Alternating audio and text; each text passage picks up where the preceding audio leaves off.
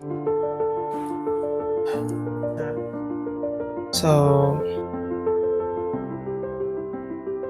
I would say that I've dealt with this thing for like a long time. I would even go as far as to say like my whole life. Yeah. It's just one of them constants you seem to find yourself back in. You can unseeingly find yourself just caught up in chasing this idea that is beyond your current capabilities. Yet you strive for it.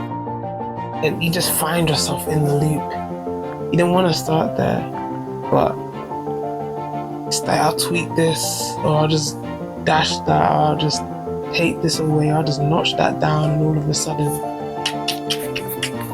you're in it, bro. You've found yourself in this destructive pattern. And I say destructive because it can take the purest of ideas, purest of intentions, and crush it, literally. By the time you're done, you're looking back at it like, why did you even start?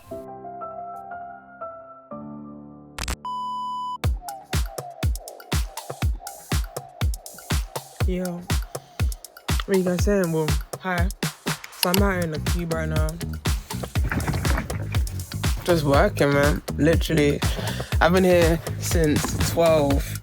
It's now 5. I'm in the second studio session of the day.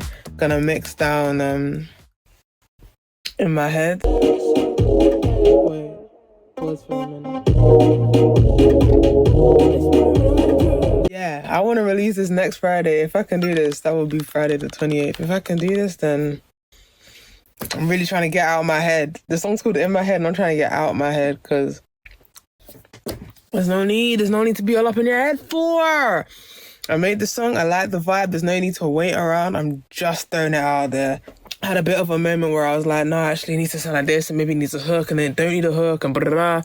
I was like, no, Ross, just go with what feels right, because I can't be thinking about making music too much, or I just don't do it. So it turns out that's exactly what happened. Again, now, I'm not going to beat myself up about it, but I needed to figure this out. How does one go from this? I don't want to deep it, but you need to see fit. Get rise on me, not read it. I should just read it, but today I got time. To this.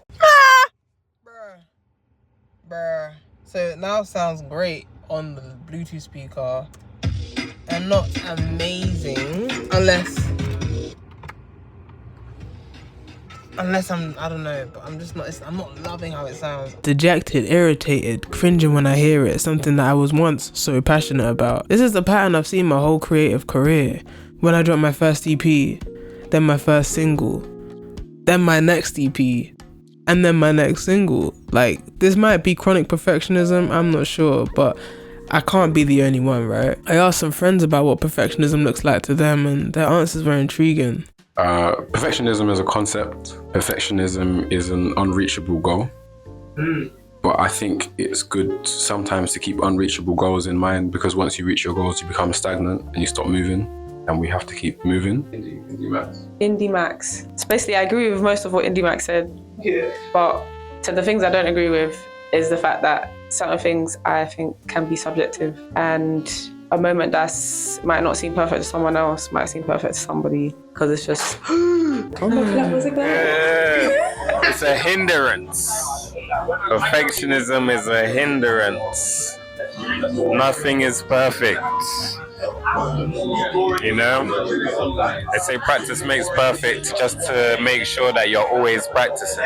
A hindrance, because that's exactly what it is, and we're going to explore that more later. Anyways, I dropped the track in the time frame and was really proud of that. The G's liked it, but I needed to figure some shit out. So I stepped away and did some other things. Drawing, filming, even a spot of acting. And during this time I realized something. Perfectionism was not prevalent, like, at all. I was able to say, yeah, this is done and be wholly proud of it, able to move on in peace. I was able to look back on it and be like, yeah, big up you, Rush, you did your thing. I'm excited to see the progression, and leave it at that. The internal critique was quiet, but then why was that not the same for music? Well, after much thought, I feel like it comes down to a plethora of reasons. Ignorance, or losing sight of your true end goal, like your true main goal. Needing your project to be right instead of the true end goal. Limited knowledge or understanding to reach your true end goal. Low trust in the process or in you getting better. Generally, just being too hard on yourself, like taking yourself way too serious. And probably to sprinkle in the mix, some neurodivergence. I definitely think there's like some obsessive characteristics in perfectionism. I have no factual theory to back that up, but this is just what I've seen in my own life. But a combination of these, 1, 2, 3, 4, 5, 6. A combination of these 6 factors here, mixed with a lack of collaboration. In music, as opposed to the acting or drawing, I was doing every bit myself. The writing, the recording, the producing, the engineering, releasing and promoting. I would work with others, but the main crux always fell back on me. So there was no one to stop me going around and around and around. No one to hold me accountable when my priorities got misaligned. No one to pass the project onto or take from. Just a self-eating snake trying their best to feed. Damn. Now I'm sure we all know what perfectionism looks like in our own individual process. That actually isn't what this video is about today. I want to know why. Why does perfectionism come about in some people more than others? Where does it come from? How does it get into the process in the first place? These are the questions. And well, after researching a whole bag of scripture, philosophers and other schools of thought, I'd like to offer up a perspective. Chronic perfectionism is an attack. It's a small but very effective psychological and spiritual attack. Attack on what, RFM? Well, let me land, because we're gonna get deep.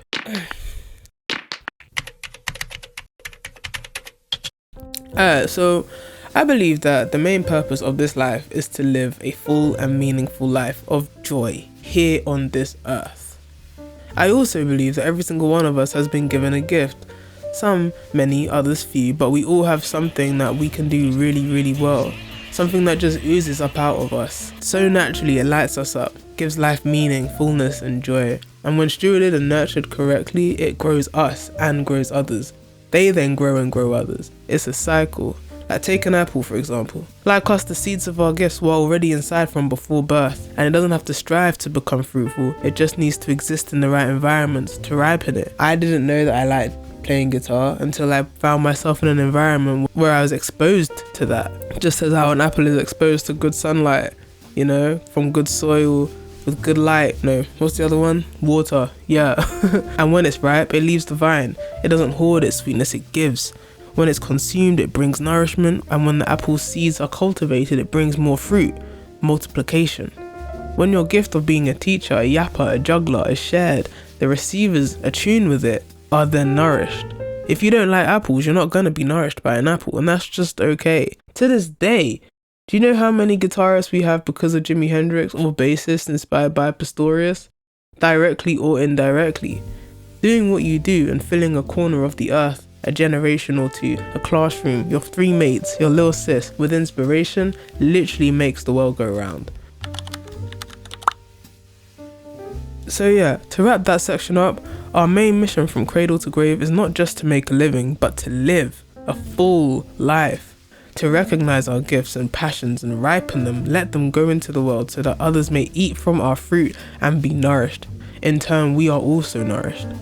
This is the journey I've been walking this year, intentionally creating a life that makes me feel expansive, free and full. It hasn't been simple, and it's been a lot of unlearning and forgiving and just going for it in general, but it has been fun and rewarding. It's where perspectives like these have come up.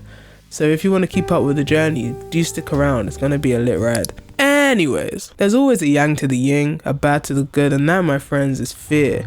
Or potentially indifference, I'm not sure yet, but fear and indifference, not great things, enemies of your progress. Now, poverty, wars, depression, anxiety, discouraging nurturers, distractions, etc. I could go on. These are all tools that have tried and will continue trying to derail you from carrying out this relatively simple and divine mandate of living a full life organically. I don't know for sure why, but if we look at John 10:10, then you could say the enemy's goal is to steal your identity, kill your confidence, or destroy your vision. Because if you don't know who you are, you won't walk in what you've been called to do. So when you've actually managed to start your passion project, or even get fixed on the idea and you're making good headway on it, bypassing all those other attacks, even if they're still around, you're just airing them because you're focused, you're determined. Here comes perfectionism. Woo! I did say we were gonna get deep. Are you still with me? Yep.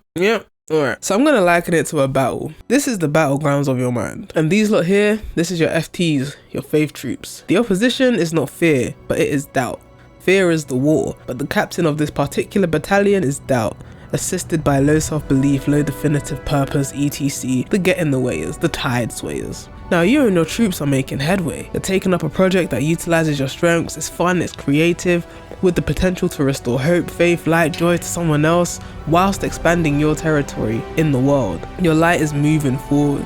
Faith and belief is occupying more land in your mind, therefore more space in the world. And you, my love, are unstoppable when faith conquers your whole mind. Even if you are purely using your gifts just for money or not even sharing them publicly, just the fact that you're doing it and finishing it and moving on is exactly what the enemy does not need or want. It's all a battle for mind territory at the end of the day. So what do the enemy troops do when they see you making all this progression and their other attacks, their bigger attacks didn't stop you? What should we do? Oh, let's slip perfectionism into the mix. So perfectionism is like 2 or 3 guys from the enemy camp just sliding in, coming through real quick at night, hiding a third of the troop's left boot. Yup, not only does it slow the whole troop down because, you know, where's my left boot, but it messes with your mind. It gets you from the inside, it brings confusion, doubt, delay, irritation. Instead of enjoying the process, you're now focused purely on the errors, instead of bigging yourself up, instead of marching forward. You're turning the camp upside down, trying to find these boots. Is this something that can be rectified? Do we need it? Can we leave it? This doesn't look right anymore. It's compromised. I don't want to do this anymore. It's harder to move forward and do what you came to do when you're worried and wasting time on irrelevant details. And when little attacks like this happen time and time again, when you come to start another passion project, what do? You procrastinate. You get a banging idea and you just don't do it. And if that cycle continues, you just stop. The fight wears you down. The light inside of you gets dimmer and you try to feel that same feeling of expression through other means. It's dark. It can get real dark. Like I said earlier, like I've seen this throughout my creative career. And many times I'll be chilling with my guys like, yeah, I'm done with music, I'm done with this. Because I've seen it. I've seen that process of me going at something so passionate. Nothing else could stop me. But when it comes to it, at the end of the day, I stop myself. Or at least I still go through with it. But because perfectionism has come into my mind somewhere along that process, I hate what I've given out. But I give it out anyway because I still want to, you know. But there's been so many things I haven't. You know what I mean? You gotta fight for what you love, man. You gotta fight for what you want. This life is not nice. Like, it is nice. That's all the mentality thing. Like, it is nice, but we are in a fallen world, you could say. You know, we are in a... This isn't the good place, if you get what I'm saying. So we have to make it nice by choosing to fight. Choosing to see this life as good is a fight. Choosing to get better is a fight. You're fighting something that doesn't want you to do that. The yang to your yin. Obviously, some people have bigger fights than others. But every day, especially if you're on a mission to create a life you love, you gotta wake up and just choose to go to war. Perfectionism is one of my fights. And I didn't realize it then. Before I was like, oh, this is just something that happens and I have to just push past it and like get with it. But I didn't realize I had to fight. Like, I have to be strategic about this. You feel me? So my friends, the question is, how do we respond? How do we attack back and keep our defenses strong when perfectionism infiltrates or at least tries to? Well, first defense would be patch up the holes in the perimeter. Remember why we're even doing this. Because it's fun, because we want to, sure. Not because we're aiming for perfect. Not because we're aiming to be well received by the whole world. You get it? Like, I personally have deeply internalized my overall goal in this life. And so I keep that at the center of at all times. I know the feeling I want to achieve and the feeling I want to give out. I'm on assignment to achieve that thing that I've internalized here. So whenever I start to get away from that, I realize I have to readjust. I've gone too far. I've gone off track. Just come back. It's okay. Like, this thing is serious, but at the end of the day, it's not that serious. You know, like, it's not that serious. It is that serious, but it isn't. Now, where in your process does perfectionism come in hot? So for me, for example, with music, I care a lot. I care a lot about music, and I really care about how it's received. I can make the song, I can write the words, but the mix down process for me, long day. That's where I enter that leap of destruction real quick. So I had to outsource it. Peace of mind followed real quick because I know when a song's done, but I don't know when when my own mix is done. I could do it myself, but perfectionism just comes in hot. And it's like it knows, it's like it's waiting for me there with its bows and arrows. Like, oh, she's coming to do the mixing, guys. Let's go. Can't let it get me like that. But even more important than that is just having knowledge of that part. So wherever you're at in your creative process, having knowledge of what the final part or what that process should look like is invaluable, bro. Because even when I started, I did work with engineers, but I didn't know the lingo. I didn't know what could be done and what makes sense. I didn't get the science of engineering. But then if you're not in a position to outsource, you're not in a position to bring someone else in on that part or wherever you are in your creative journey. I think this is specifically talking about music because obviously that's my remit and that's where things have bogged me down. Well, perfectionism has bogged me down.